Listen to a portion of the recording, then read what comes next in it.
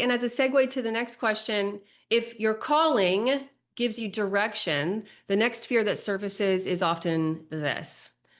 What if it's too late to change career paths? And this is my second question. Can I pivot careers without starting over financially? Hilary, I'm in my early 40s and I have a stable, high-paying job, but I'm exhausted, burnout, and uninspired. I've been thinking about making a career shift, maybe even starting my own business, but I'm scared that I will lose everything I've built. Is there a way to make a meaningful change without torching my financial future? Yes, let's not torch anything. Definitely don't torch things. Absolutely. Gosh, so many people have done this, right? You are not alone. It is so common. When I did my MBA, I don't know, 12 or 13 years ago, I feel like two-thirds of the students in the MBA program were covertly there because they hated their solo contributor roles at work, right? It's very common. It's as common as, I think it's just generally accepted that nobody knows what 18-year-olds aren't qualified to select their own major in college, right? Because they have no idea what they'll do for the rest of their lives. It's very normal, very normal. And I've walked many clients through this process, okay? So you definitely need a plan. And that plan is the bridge between where you are and where you want to go. Hopefully you can make that plan in partnership with your financial advisor.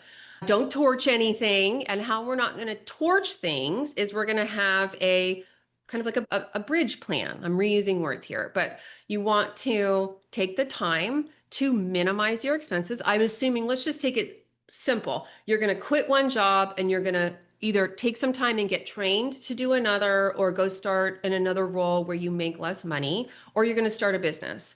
Those situations are basically the same. If you have the opportunity to go from $150,000 a year in comp to $150,000 a year in comp, in the beginning, you were doing something that didn't inspire you, and then you shift to doing something that is, well, you don't even need to talk about that. Just go do that, right? But that's not why this person is writing in, and that's not the situation most people have questions about. Here's what we're going to do, though. We're going to take the time to minimize our expenses. Take stock. I say the same things over and over again. Take stock of what you have. And then look at how much you're spending. How do you figure out how much you're spending? Don't get overwhelmed. Go into your bank account and download the last 3 months of statements. Your outflows over the last 90 days, multiply that times 4. That's your spending, assuming you're paying for credit cards, you're paying off credit card balances from that same account, right? If you have more than one checking account, you need to download all of your checking accounts and sum the numbers. That's your spending. We're going to use tools and softwares and apps to cut out subscriptions and recurring costs. If you can, bring in a roommate, someone who's paying rent on that spare bedroom in your house, or you're going to talk with your husband or wife about living on their income for 3 to 6 to 9 months, right? Have an educated guess about how long it's going to take you to get where you want to be. And then the planning fallacy says double it.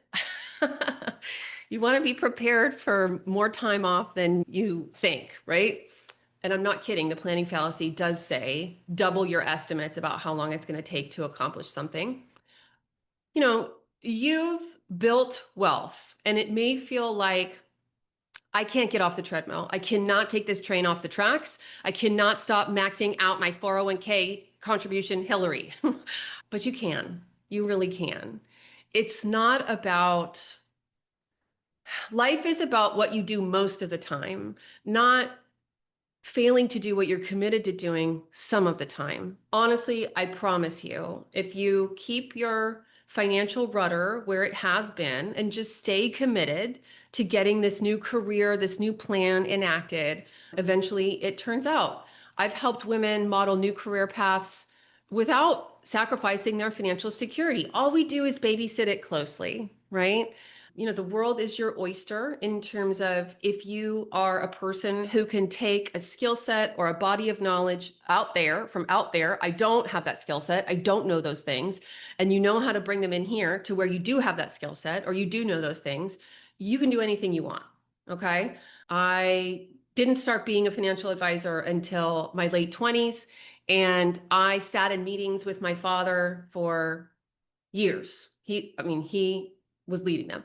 And then I didn't choose to go out on my own for the sake of going out on my own.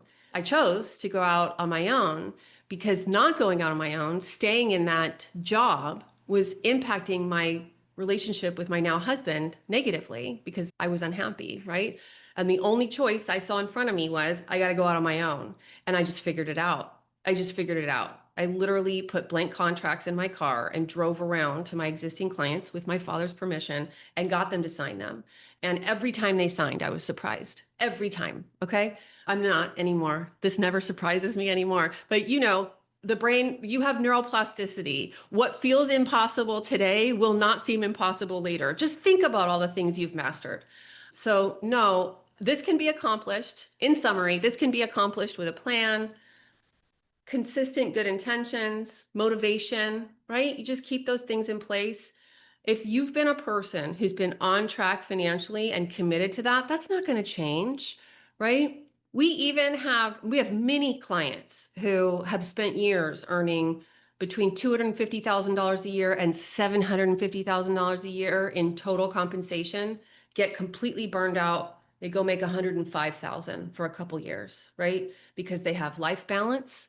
They don't have toxic work environments anymore. They like their coworkers. These are all things we're fans of, and their financial plans are chef's kiss. No problem. Never got off track. So if I haven't already said this, I have faith in you. Make a plan, remain diligent, stay the person that you are, and just put one foot in front of the other. But once you've decided that your personal fulfillment on the planet, your life fulfillment, your happiness is more important than the things you decided to chase 10 and 20 years ago, make the change, right? That's what life is about. So more power to you, and hopefully you'll check back with me in a year and tell me it all worked out. Thanks for listening to this Ask Hilary episode of Love Your Money. Don't forget, you can send your own Ask Hilary questions to hello@hendershottwealth.com or just go to hendershottwealth.com/Ask Hilary. Until next time, keep loving your money so it can love you back.